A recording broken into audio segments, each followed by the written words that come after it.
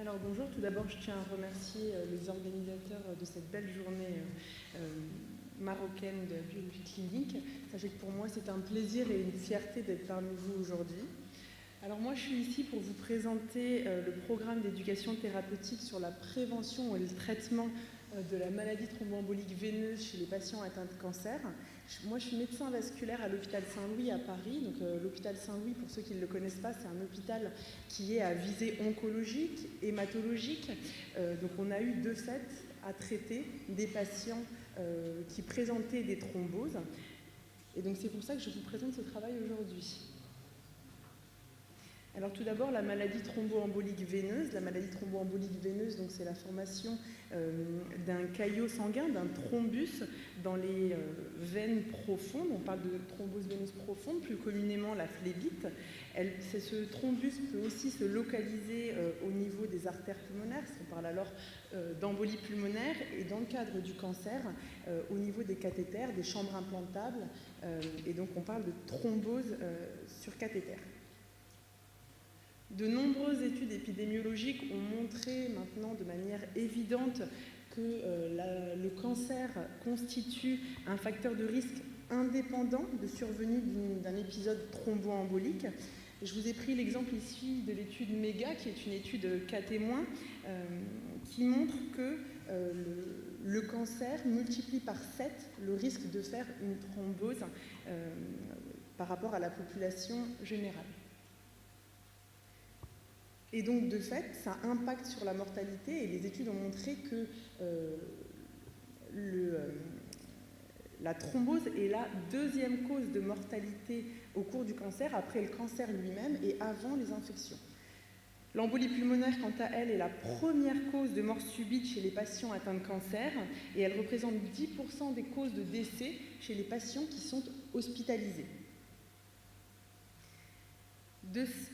C'est de là qu'a émergé l'ensemble des recommandations qui maintenant mettent en évidence que les héparines de bas poids moléculaire restent encore à l'heure d'aujourd'hui le traitement de référence de la thrombose associée au cancer, même si encore cet été à Dublin en juillet, on voyait les différentes études et l'arrivée des AOD dans le cancer.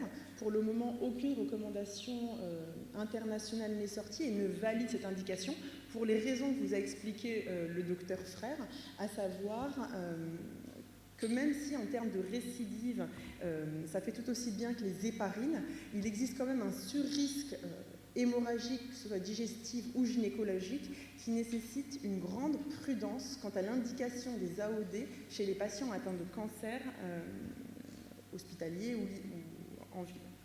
Donc voilà, ça c'est les grandes études qui ont validé l'indication des HBPM, l'étude CLOT, l'étude LIT, l'étude Cantanox, et qui s'accordent à dire, comme je viens de vous le dire, que pour une durée de 3 mois, les héparines de bas poids moléculaire restent le traitement de référence.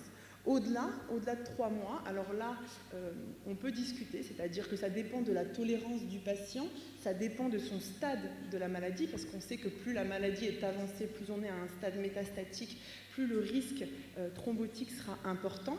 Qui plus est, s'il y a des traitements, chimiothérapie, radiothérapie, chirurgie récente, tout cela sont des surrisques qui viennent se rajouter au cancer lui-même. Ça dépend également de la disponibilité. Aux États-Unis, par exemple, les héparines sont très mal remboursées, donc on a encore beaucoup de patients qui sont sous AVK.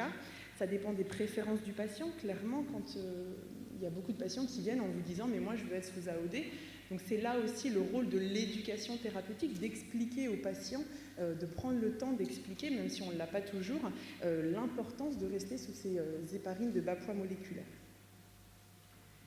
Alors, on a des recommandations qui sont claires, mais la littérature montre qu'il existe une discordance entre ces recommandations de bonne pratique clinique et l'observance des patients. Différentes études, notamment l'étude Carmen, c'est une étude française qui montre que même si à 10 jours, on a environ 95% des patients qui sont observants, cette observance chute à 60% à 3 mois. Ce taux a été confirmé dans différents registres européens, et notamment dans le registre IET, qui est aux alentours de 66%.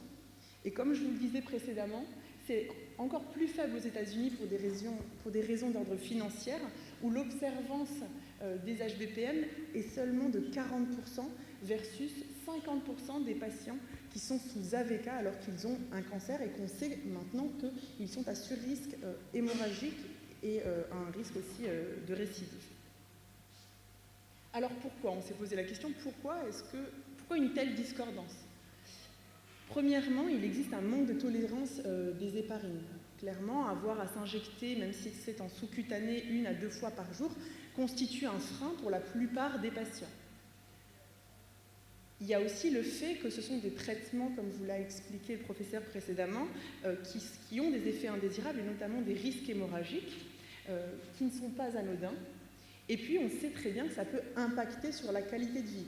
Il y a des patients qui, ne sachant pas faire leurs injections, vont être tributaires de l'infirmière quotidiennement, à heure fixe. Donc, ça constitue également une limite aux injections d'héparine de bas poids moléculaire.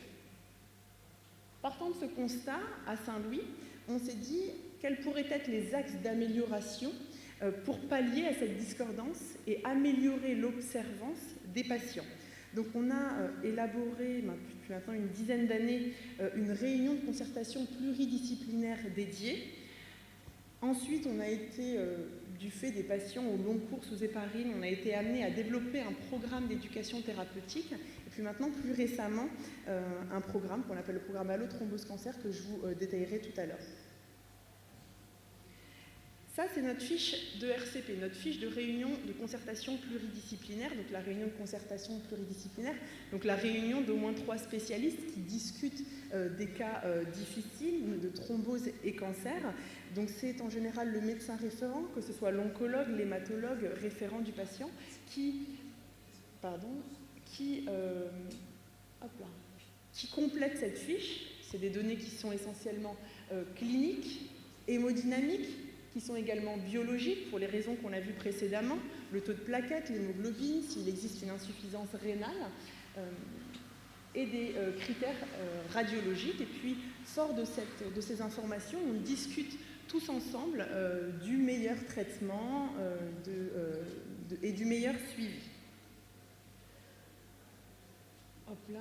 Ensuite, on a, avec tous ces patients qu'on mettait sous anticoagulants au long cours, parce que c'est au moins 3 mois, donc ça en fait un traitement chronique, au même titre que le diabète, on a pensé que des séances d'éducation thérapeutique pour l'apprentissage des auto-injections, pour, dans le cadre des phlébites, l'apprentissage au port des chaussettes et des bas de contention, pourrait être un gain pour le patient. Et donc, on a développé ces séances d'éducation thérapeutique qui ont pour but de faire acquérir ou de maintenir des compétences auprès du patient pour, à terme,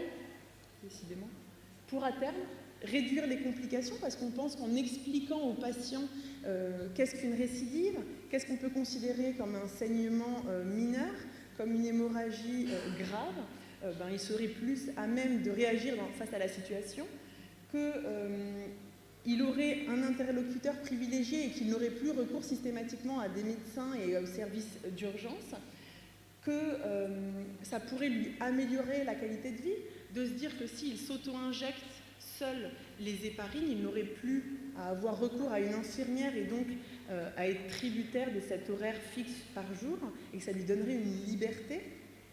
Et puis à terme, bien évidemment, de diminuer le coût, c'est-à-dire de s'auto-injecter, on a pu le prix des séances d'infirmières, on diminue les séances aux urgences, les recours aux médecins, donc à terme, diminuer le coût. Et c'est comme ça que notre programme d'éducation thérapeutique a été validé par ce qu'on appelle l'ARS en France, c'est l'Agence régionale de santé. Tout programme d'éducation thérapeutique doit être validé avant d'être mis en place. Et donc il a été validé en 2013, puis revalidé en 2017 sur le traitement et la prévention de la thrombose associée au cancer. Comment ça se passe? En pratique, on a une plage de consultation dédiée tous les jeudis matins. C'est des consultations qui durent approximativement 1 heure, où on est un médecin, une infirmière et parfois une pharmacienne avec le patient pour discuter de sa maladie. Ça se déroule en minimum 3 séances. La première séance, on parle de bilan éducatif, de diagnostic éducatif. On discute avec le patient déjà de sa maladie. On voit quelle est la thrombose, la localisation, par quel traitement il est traité. Et puis ensuite, on définit des objectifs. Certains patients, très clairement, vous disent « Moi, docteur, il est hors de question que je me pique tout seul, j'y arriverai pas, je préfère garder mon infirmière, mais je veux bien apprendre pour les week-ends, pour pouvoir aller voir mes petits-enfants, pour avoir un petit degré d'autonomie. » Donc très bien, on s'adapte aux exigences. Il y en a d'autres qui nous disent « Non, moi je ne le ferai pas, mais par contre mon mari est prêt à le faire. » Auquel cas, la séance d'éducation se passe en famille et le mari, le conjoint vient pour que la séance d'éducation se fasse en groupe. Et il y en a d'autres, et c'est la majeure partie des situations cliniques, qui sont tout à fait prêts à être éduqués, à comprendre et à s'auto-injecter les séances d'éducation thérapeutique. Donc, on fixe les objectifs. La deuxième séance, c'est pareil, ça dure approximativement 1 heure.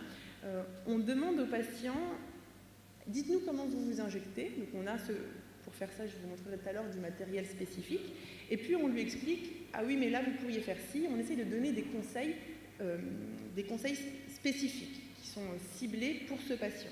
Et puis ensuite, les séances d'après, les 3e, 4e, 5e, on écoute le patient et on voit les difficultés qu'il a eues à son domicile, seul, quand on n'était plus autour de lui, face à ses auto-injections. Donc là, on réajuste, on voit les difficultés, on répond aux questions. Tout au long de ces séances, un carnet d'éducation thérapeutique est remis. Ce carnet d'éducation thérapeutique permet un suivi et permet une traçabilité des informations qui sont délivrées aux patients. Il se présente comment? Il se présente comme ça. Il est coupé en 2 parties. La première partie qui est informative, où on a des informations sur sa maladie, la maladie thromboembolique veineuse, donc des questions qui sont... qu'est-ce que la thrombose? Qu'est-ce qu'une héparine? Qu'est-ce qu'une contention? Donc c'est très intelligible, c'est très simple, hein, c'est accessible pour tout patient. Puis une deuxième partie où à chaque séance, on complète. Donc là, vous voyez la date de diagnostic de cancer et de thrombose, le type de cancer et son stade, les différentes comorbidités qui peuvent être associées. Est-ce qu'il existe une thrombophilie qui pourrait être un surrisque? Est-ce qu'il existe une insuffisance veineuse qui pourrait être un surrisque, etc. Le bilan biologique, on leur explique que si les plaquettes diminuent en dessous de 50 giga par litre, il faut nous contacter parce que ça peut être une contre-indication aux héparines, que s'il existe une insuffisance rénale avec une clairance selon Cockcroft inférieure à 30, pareil, il faut nous contacter, même si maintenant les héparines ont l'AMM pour une clairance qui va jusqu'à 20. Donc on leur explique toutes les précautions à prendre et on leur explique comment s'injecter. Donc là, vous voyez où vous vous injectez, à quelle heure, etc. Puis ensuite, une partie contention pour ceux qui ont des phlébites, c'est-à-dire l'aide au port de contention. Là, c'est le matériel dédié. Donc on a des labos qui nous ont prêté des fausses peaux pour simuler un petit peu les injections. Et puis là, c'est une seringue de tinzaparine, d'Inoep, avec lequel on mime les situations cliniques et avec lequel on s'entraîne. Pour faire un petit bilan sur cette éducation thérapeutique depuis qu'elle a été créée, donc 50 patients au total ont été inclus dans le programme d'éducation thérapeutique, soit 175 recours parce que chaque patient revenait approximativement 3,5 fois. Et la durée des consultations était oscillée entre 60 et 45 minutes. On voit que les cancers qui nous étaient adressés sont assez divers, même si vous voyez ici une large majorité de cancers du sein. C'est lié au recrutement qu'on a à Saint-Louis. On a un cénopôle qui a été mis en place à Paris et qui biaise un petit peu ces résultats et parce qu'on a énormément de cancers du sein. C'est pour ça aussi que sur les 50 patients, on a 30 femmes et 20 hommes pour un âge moyen de 71 ans. Ensuite, quand on analyse les injections, on se rend compte que ce qui était essentiellement injecté, ce qui était essentiellement administré, c'était la tinzaparine, l'Inoep. C'est assez simple, c'est parce qu'en France, 2 héparines de vapeur moléculaire ont l'AMM dans le traitement de la thrombose associée au cancer. C'est la tinzaparine, l'Inoep, ou la daltéparine, la fragmine. C'est pour ça que les autres sont sous-représentés.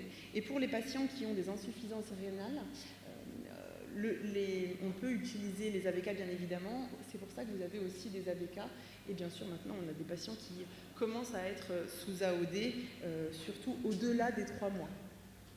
Les sites d'injection, comme on préconise l'abdomen parce que l'ensemble des études ont été faites au niveau de l'abdomen, mais quand on voit qu'on a un abdomen bardé d'hématomes du fait des injections, on n'hésite pas à dire aux patients d'alterner les sites d'injection et à faire dans les cuisses, à faire dans l'abdomen. Qui administre, on voit que principalement c'est le patient qui s'auto-injecte les HBPM, mais qu'il y a aussi des patients pour lesquels ça reste les infirmières. La tolérance était plutôt bonne, même si chez 6 patients sur les 50, ils décrivaient des hématomes au point de ponction, mais qui ne constituent pas une contre-indication aux injections. Et on voit que l'observance, même si on a un faible échantillon, était un peu meilleure aux observances dont je vous parlais tout à l'heure, puisqu'on a un taux de 86%.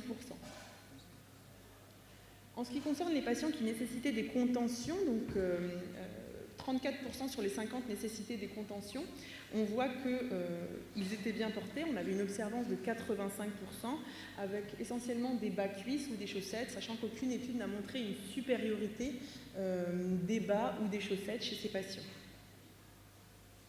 En ce qui concerne l'évolution clinique, chez 50 patients, 8 ont présenté des récidives.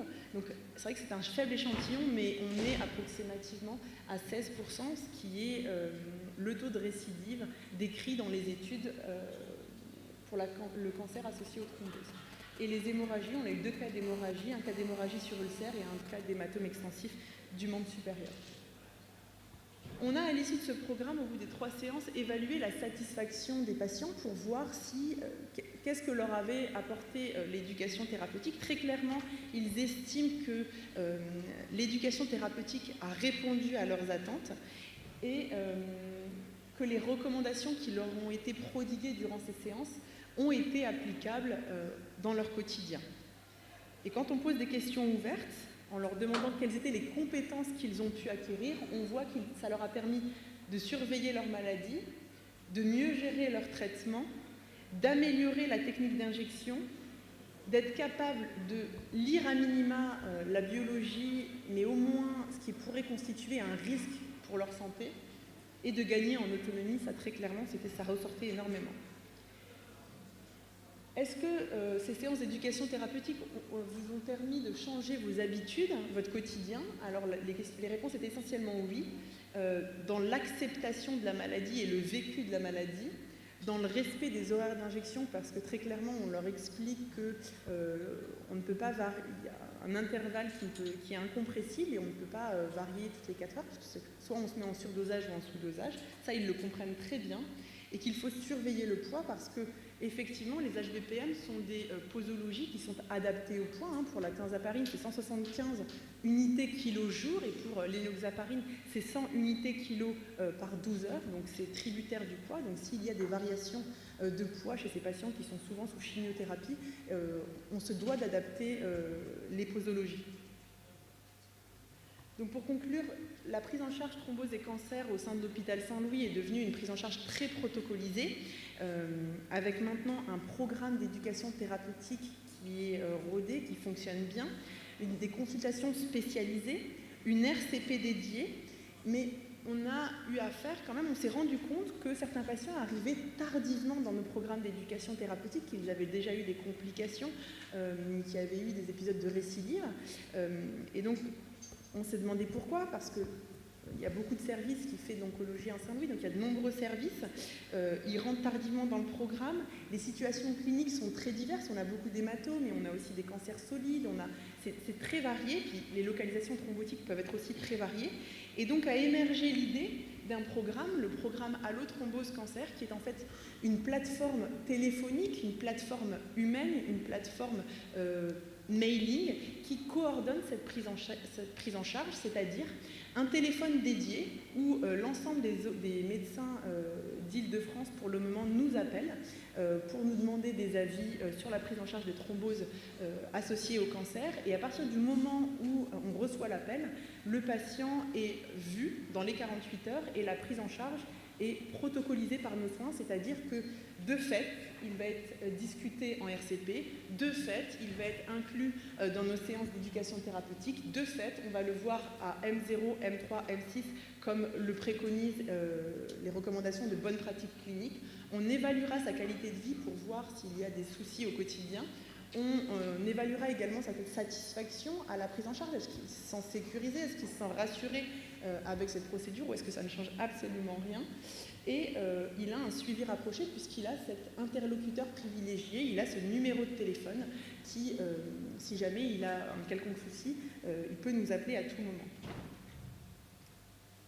Donc voilà, donc l'idée c'était ça, c'était intégrer la prise en charge de la thrombose dans la prise en charge globale que constitue le cancer, en accord avec l'ensemble des plans cancer qui ont été pensés dans différents pays. C'est exactement ce que je viens de vous expliquer. Donc, on est une équipe d'oncologues, de médecins vasculaires, d'internistes, des infirmières de recherche, des infirmières dédiées qui permettent à cette plateforme de vivre et d'être efficace.